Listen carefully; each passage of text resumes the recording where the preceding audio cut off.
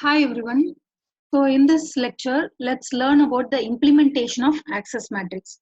Just try to recall whatever we learned in the previous class about what is an access matrix and how an access matrix will look like. So in my previous lecture, we learned that access matrix is nothing but it is a general model of protection. It provides a mechanism for protection, but it does not impose any particular protection policy on the system or on the users. It does not specify that this particular policy only has to be implemented, but it just gives us a model for protection, which can be used by the operating system. And then the actual which object has to be protected and what access right has to be given for which object in which domain, all that will be decided by the users. So mechanism is provided by the operating system for protection in the form of access matrix, and the actual protection policy will be implemented by the users. Okay, so that is what we learned about what is an access matrix in the previous lecture. So in today's lecture, we will see about the different implementations of access matrix. As I told you before, when this question is asked in the examinations, if they ask you to write about access matrix with examples, you have to write about what is access matrix and what is the representation, what are all the information which will go into the access matrix. But then if they ask you about implementation, you have to write about what are all the different data structures by which you can implement this access matrix. So generally, while talking about implementation, if you see the access matrix, this is how your access matrix will look like. Row wise, it consists of domains and the columns consist of objects. What do I mean by objects? Objects are nothing but the resources. It can be anything like it can be a hardware object or it can be a software object. It can be hardware object like the CPU or the magnetic disk, or it can be a software object like a file or your semaphores, etc. So then in the rows, the access matrix consists of domains. So what is the meaning of domains? Domain is nothing but every process is set to operate on a domain. And what is the meaning of domain? Domain is nothing but the set of resources which a process can access. Okay. The collection of resources which a process can access is said to be a domain. So this is how generally your access matrix will look like.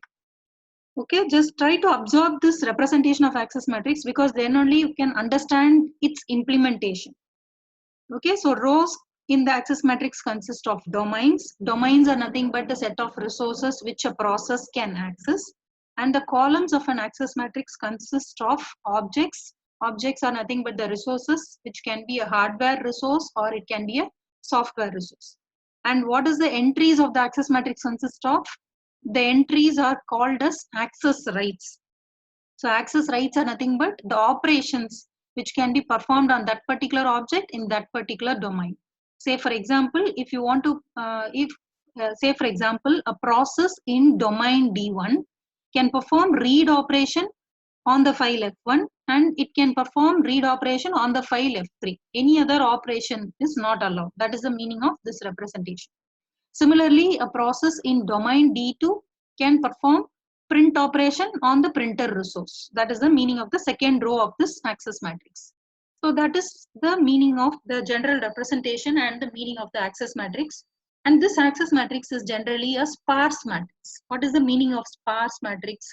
Sparse is nothing but a matrix in which most of the entries are empty entries or zero entries. Most of the entries will be zero or empty entries. So nowadays we make use of this sparse matrix implementations in machine learning and natural language processing for processing data. So though we have a lot of data structures to implement the sparse matrix, you can use a array or you can use a linked list to implement the sparse matrix concept, but then it will not be able to implement our concept of protection. So that is why all the existing implementations of sparse matrix cannot be used to implement this access matrix concept for our protection. So for that reason, we have 4 different implementations for implementing the access matrix. So there are 4 types of implementations. Also note that this is a very important question which is frequently asked in all university examinations. Okay, there are 4 types of implementations for access matrix. They are listed here. First implementation is called as global table. Second implementation is called as access lists. third implementation is called as capability lists, and the fourth implementation is called as lock key mechanism. Okay, so let's see about each of these implementations in detail. Before going into the implementation, just try to understand this representation. Rows of the access matrix consist of domains, and columns of the access matrix consist of resources, and each entry in the access matrix is said to consist of access rights, which is nothing but the operations which can be performed on the object. Now let's go into the implementation. So first implementation of your access matrix is called as global table. Okay, what is the basic concept of all these implementations of access matrices? What is the basic requirement for us is, let's say a process wants to do some particular operation on a particular object, on a particular resource. Whether the OS should allow the process to do the operation, or it should be denied the request. That is the basic summary of all our implementations. All our implementations should provide me a solution to this problem. If a process requests to perform some operation on a particular object or on a particular resource, whether the OS should allow it or not, that should be the final answer to my question. That should be answered by all these four implementations. So let's see about them. So first one is the global table. In this global table implementation, it is nothing but, it is a simple implementation of access matrix, I can say. So here we maintain a set of ordered triples. Okay, every entry in the global table contains a set of ordered triples. That means it maintains three types of information. What is this information? It maintains the domain name, it maintains the object name, and the right set. What does it mean? Everything in the access matrix is there in the global table. In each entry of the global table, the domain name, the particular objects which can operate on the domain, and separately, not together. Okay, if let's say in this example, in domain D1, the object F1 and the object F3 can operate in domain D1. So separately entries will be there in the global table. How?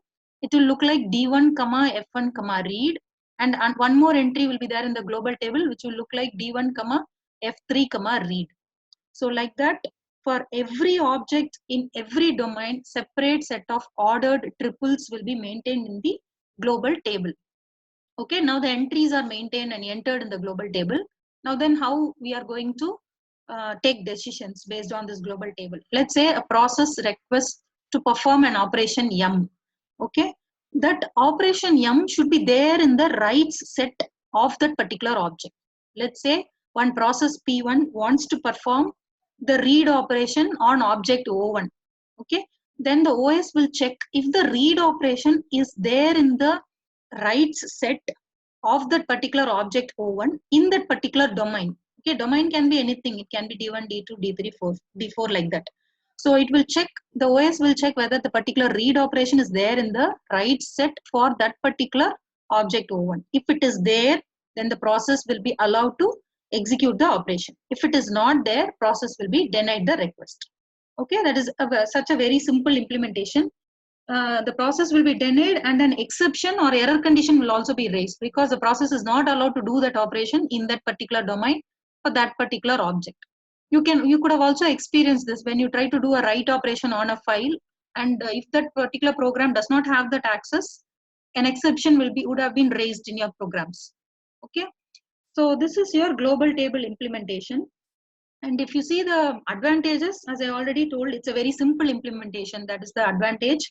The disadvantage is your global table is going to contain for all the individual objects, it is going to contain the list of all the rights set for all the objects in all the domains. Okay, so the resultant table is going to be large because separately it's going to store information about all the objects in all the domains in separate entries.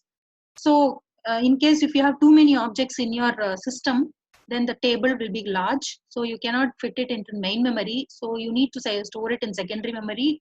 And then you have to make use of virtual memory concepts to bring the required information into the main memory. So that is one disadvantage. Another disadvantage is sometimes you may have some special groupings of objects or domains. Say for example, you may have a particular file which can be read in all the domains, okay, by all the processes.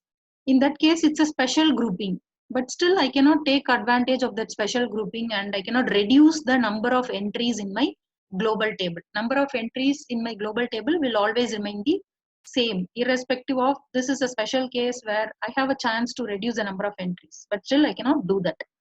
So it is difficult to take advantage of the special cases of special groupings of objects or special groupings of domains. So that is about the disadvantage of this implementation. Next, we will move on to the second type of implementation of the access matrix. Now, the second implementation is called as the access list implementation. We saw about access list, access control list when we learned about files. This is similar to that access control list concept. Here, I told you that just look at the diagram for access matrix. Your columns will consist of objects, right? And your domain and your rows will consist of domains. So in access list, what we do is for every object, it maintains a domain and the rights information for the object. Okay. So your access list is maintained for every object in the column of the access matrix, and for every object, it maintains a list of domains in which the object can operate and the list of access rights for that object in that particular domain.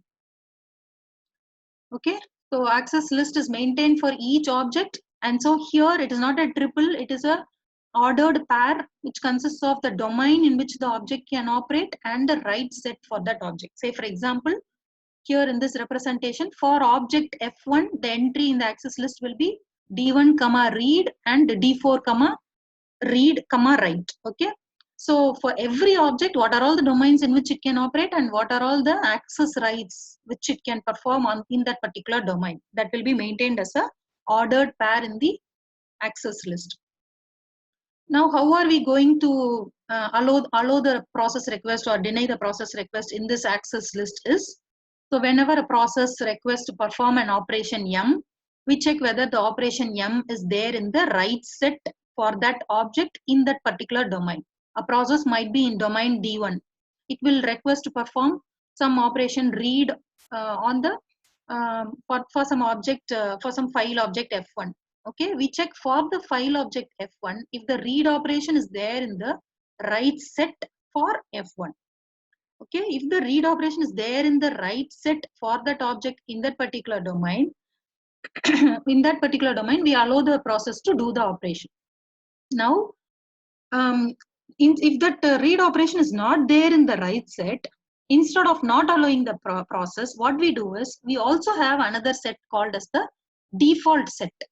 Okay, default set is nothing but it contains a default set of access rights for every object. Okay, it also maintains a default set which contains a default set of access rights for every object. So if it is not there here, we check whether that operation is there in the default set of access rights for that particular object. So there are two possibilities here, right? That operation which I am searching for might be there in the default set of access rights. So if that operation which I am searching for is there in the default set of access rights, then I allow the access. If it is not there in the default set also, then exception or an error condition will be raised. So here, first we are checking the access list and then we are checking the default set. We can also do the vice versa. We can first check the default set and then we can check the access list, because for efficiency purposes.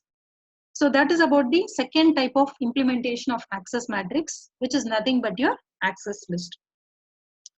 The third type of implementation of your access matrix is called as capability list. Again, come back to our access matrix representation. In access list, for every object, we maintained the domain name and the operation information for that object, right? The reverse is done in the capability list. Okay, for every domain, we maintain the set of objects and the set of operations which can be performed on the domain. Okay, for domain D1, the set of objects are F1, read and F3, read. For domain D2, it is printer, print. For domain D3, it is F2, read and F3, execute. Like that, we maintain the set here also in capability list also. Domain wise, we maintain the list of all the objects and the set of all the operations which can be performed on the object. Then that is called as capability list. Okay. So if I maintain for every object, if I maintain domain comma access rights, it is called access list. And for every domain, if I maintain object comma access rights information, it is called as capability list. Okay, that is what it is being written here. So for domain D1, I can write in the domain D1 capability list may contain entries like F1 comma read, F4 comma read write execute, F5 comma read write delete copy, like that. So for every domain, it maintains a list of all the objects and the type of operations which can be performed on the object. But one thing which has to be noted here is, um, here every object, how to represent object. So here it is capability list is going to store the object information. That every object has to be identified. To identify, every object will be represented by its name or by a unique address. Okay, that address or the name which we use to represent an object here is called as the capability. Okay, the name or the address which we use to represent a particular object in a particular domain is called as capability. Okay, and the important point to note here is, if a process wants to do some operation on a particular object, some particular object, let's say if a process P1 wants to perform some operation on a particular object F1, then the process has to just if process has to just possess the pointer or the capability for that particular object. If a process wants to do read operation for object F1, it has to possess the pointer address or the name or we call it as capability. So the process should process the capability for the object F1. Simply, if the process possesses the capability, it will be able to do the operation. If the process does not possess the capability, it will not be able to do the operation. Okay, so that is how it operates. So it is slightly different from our previous two methods. Here, every object and its access rights will be maintained in the capability list, and every object will be represented by object name or object address. So that object name or address is called capability. So if a particular process wants to do an operation on an object, it has to know the name or the address of the object. So simple possession of the capability means that access will be allowed for the user. So, but then you can see that obviously simply if the process possesses the capability, the process will be able to do the operation on the capability. So that's why, but then we have to protect the capability. It cannot be freely accessible to all the processes, right? So for that reason, here the capability list is maintained as a protected object. The capabilities and the capability list is maintained as a protected object, and it is maintained by the OS only. It is not directly accessible in any address space which is directly accessed by the programs or by the users. Because if the user has the capability, he can do any operation on any object, right? So for that reason, capability is not freely accessible to the users, and it's not stored in any address space which the user can freely access. It is stored in only the address space which is belonging to the operating system as a protected object. And capability list, as I told you, capability list is associated with a domain. For every domain, what are all the objects which can operate on the domain and what are all the operations which can be performed on that object. That list is being maintained. So it is associated with a domain only, right? It's not associated with any particular object or any particular process operating in the domain. So that is about capability. So from this, you can understand that capability is nothing but object name or an object address which is associated with a particular domain. So, but then, so here capability is also an object which is nothing but an object name or an object address which is associated with a particular domain. You can also have some other kinds of objects in the system. Say, for example, different data types, your integers or your floating point values or your double values. Such other kinds of objects may also be there. So how are we going to distinguish the objects representing the domains, which we call here as capability? How we will distinguish your capability from other kinds of objects? So there are basically two types of ways to do that. One way is, for every object we can have a field called as tag. Okay, so the tag field will indicate whether it is a capability object or whether it is a regular other accessible object, because capability means it should not be accessible by programs or processes, but other kinds of data can be accessed by processes. So we need to differentiate, otherwise every process will be able to access the capability. So that's why we maintain a tag which will which will store the information about whether the object is a capability or any other accessible object type. And this can be implemented with the help of hardware or firmware support by the operating system. The other way is we can split the address space of a program into two parts. One part of the program may store the regular instructions and the data of the program, and the other part of the program may store the capability list. So that the other part of the program will contain the capability list, and that is accessible only to the operating system.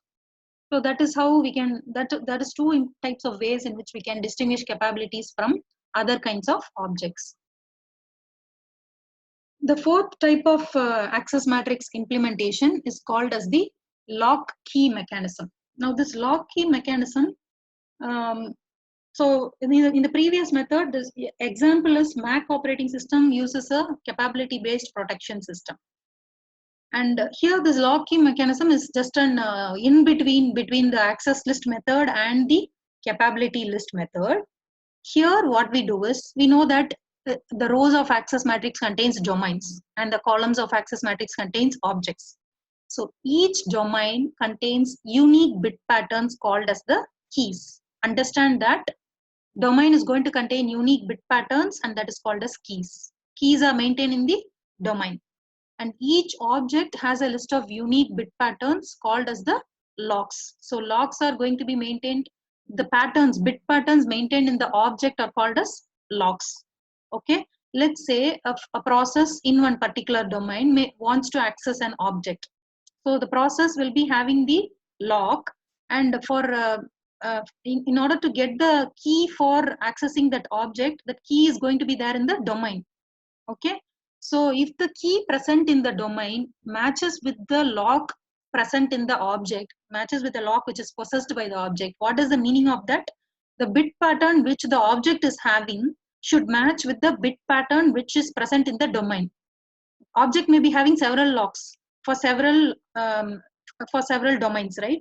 So the bit pattern, one of the bit pattern which is possessed by the process should match with the bit pattern present in the domain. That means, in other words, the object should, the process should possess the bit pattern or the key for opening the lock for the object in the domain. Okay, if the process has the key or the bit pattern for opening the lock for the object in the domain, then it will be able to access the object. Say for example, if you have a particular process P1, it wants to read a file F1.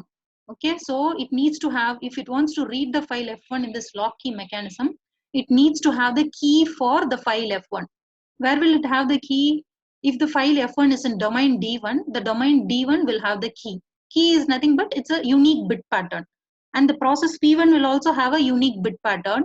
The unique bit pattern present in the process is called lock, and the unique bit pattern present in the domain of the file F1 is called key. Both of them should match. If both the bit patterns match, then the process will be allowed to perform the read operation on the file F1. Otherwise, it will not be allowed. So this is called as the lock key mechanism. So here also, the list of keys, obviously, if key is there, any process will be able to access any particular object, right, and do any operation.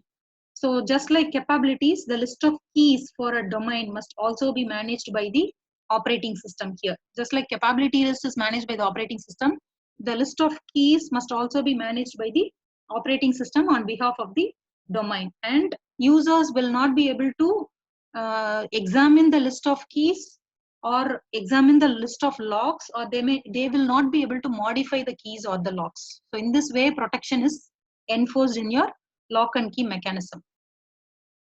So if you compare the different types of, we saw 4 different types of access matrix implementation. What are they? Global table, access lists, capability lists, and your lock and key mechanism.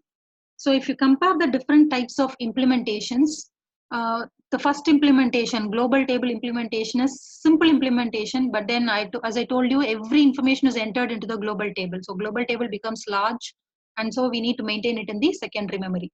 So that is a disadvantage.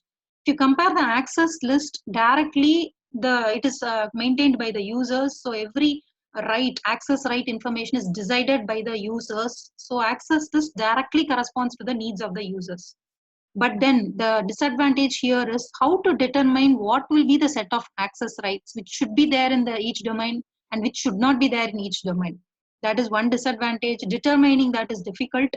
And the second disadvantage is whenever we want to check whether a particular operation can be performed on a particular object or not, we have to search through the entire access list. And that is a very time consuming task. The third method is our capability list. In the case of capability list, we know that simply a process, if it wants to perform an operation on an object, it has to possess the capability for that domain.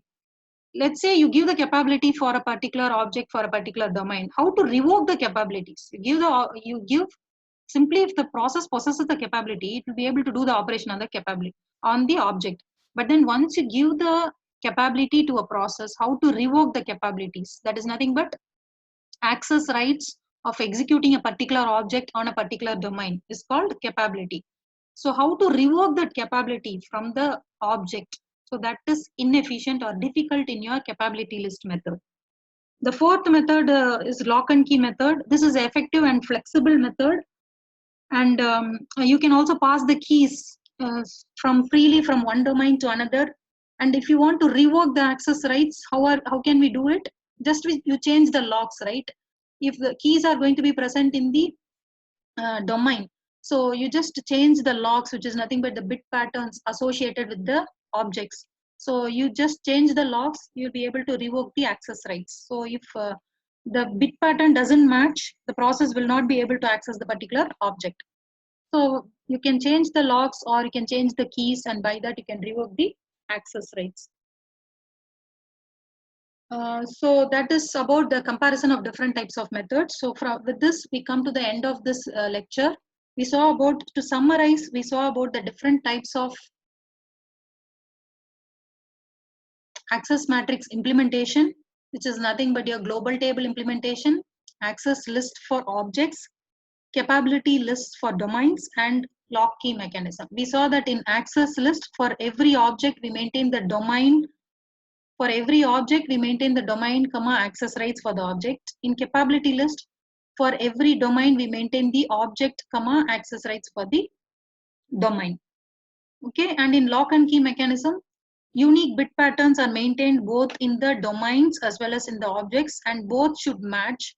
The lock will be there with the object and the key will be there in the domain. Both the bit patterns should match for a process to execute a particular operation for that object.